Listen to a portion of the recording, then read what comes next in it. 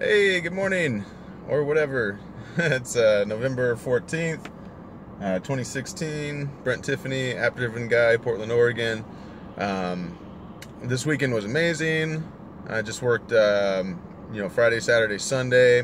I gotta say, I'm not a political guy. I gotta say the election of Donald Trump so far has helped out my economy.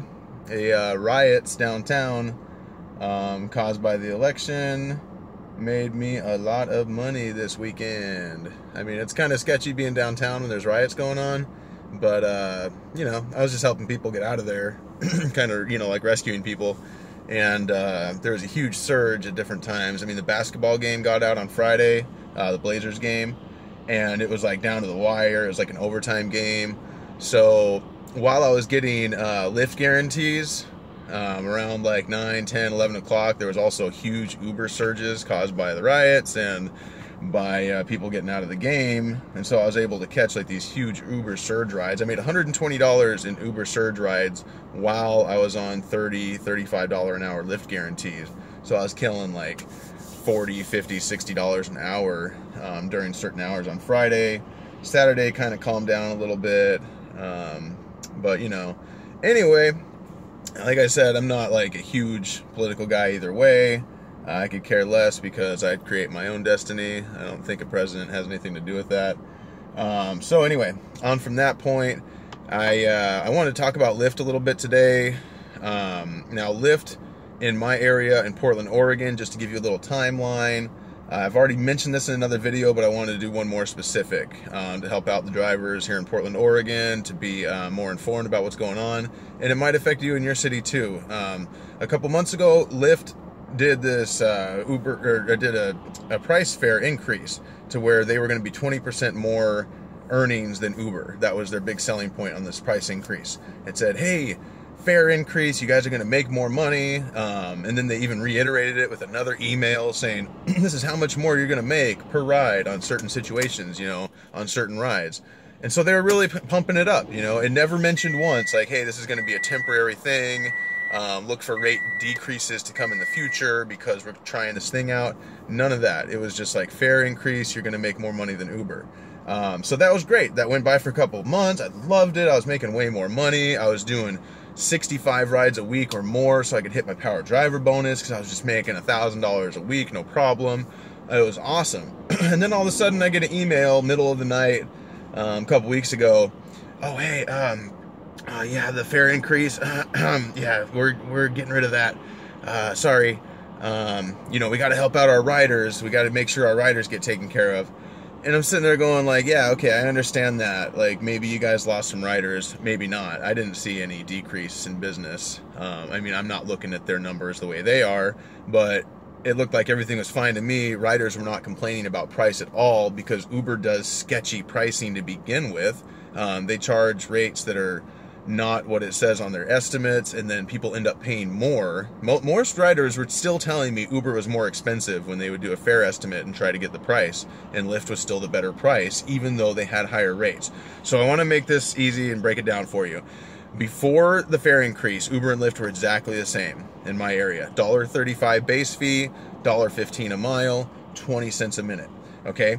When Lyft sent this increase out, they bumped it up to $2 base fee. $1.35 a mile, still 20 cents a minute. So what that did was it decreased the amount of distance we had to drive to get a minimum fare.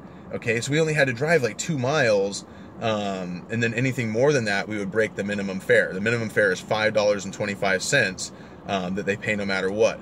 And then there used to be a $1.44 trust and service fee and 50-cent Portland surcharge. So the riders were paying $7.25, $7.20, I think it was 21 cents per ride. And that's what, I would verify that with riders. So they were paying $7.21 or $7.24. Anyway, so after the fare increase, things were great. Everything was going really smooth, making a lot of money. Then they sent the fare decrease, and they said in the email, oh, don't worry, the fare decrease is just to, help out riders. Thank you. Oh, they thanked us for helping them test out their price point. The higher price point, which was BS. They never said it was going to be a test. when they sent us the fare increase emails. They never said, hey, you're going to help us out with this test we're doing to test out fares. Now, I think this is really sad for Lyft because it makes them look like Uber, basically. Like, you know, oh, we care about you guys, but not enough to actually like make a lasting, substantial effort and help you guys out. It just looks like, you know, they're being kind of shady and doing the same thing that Uber does, you know, trying to get everybody all excited and then pulling the rug from out from under your feet.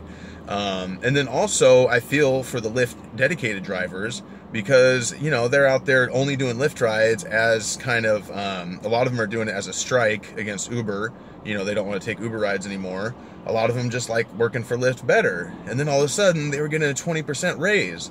I mean, who's going to argue with that? That's amazing. That's great. But then to have it decreased again, now if you take longer rides, it really hurts you because you're getting 20 cents less per mile. So with the fare decrease, they went back down to $1 base fee, which is now 35 cents less than Uber, and $1.15 a mile, same price as Uber, 20 cents a minute. Okay, but they increased their trust and service fee by 26 cents. So they, you know, were 35 cents lower than Uber for the base, and then they charged 26 cents more on the back end. It used to be $1.44 for trust and service fee, now it's $1.70. And so they took, I mean, that's not a lot of money, but when you think about it, but over tons of rides, it really is. It adds up huge. They're getting that extra money, we're losing that.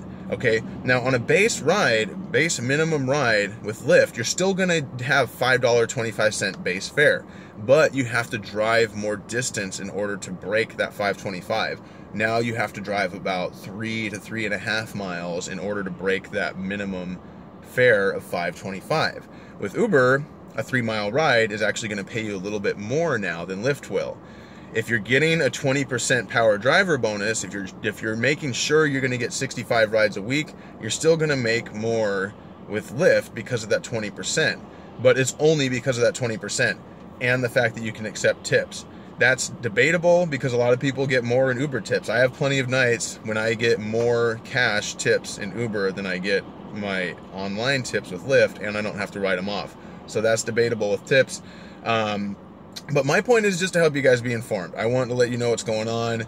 I personally sent emails to Lyft as soon as they sent this this email to me saying, I thought you guys were all about the drivers. I thought you guys cared more about us than that, than to just give us this increase and then pull it out from us. And it's not so much that they did that. That's business. They're allowed to do business. That's their thing. That's fine. The thing that they did wrong was not telling us that it was going to be a test to begin with. How would that have hurt us as drivers for them to say, hey, we're going to try out this fare increase and we're going to give it a shot and see if it works. Thanks for being part of it. We're going to pay you more money for a while. That would have been respectable and a good thing for Lyft to do. Instead, they put it out there like we're just getting a raise. And then when they pulled it out, they said, oh, thank you for helping us test out that new rate. That was really nice of you guys to do that. Thank you. So that's rude and just wrong to do to drivers. I'm sure I'm not the only one that felt like this. I want to hear what you guys thought in Portland, Oregon, and I believe there's like 11 other cities where they did this increase and decrease. So let me know, did they keep the increase in your city? Did they take it back? How are you feeling about that?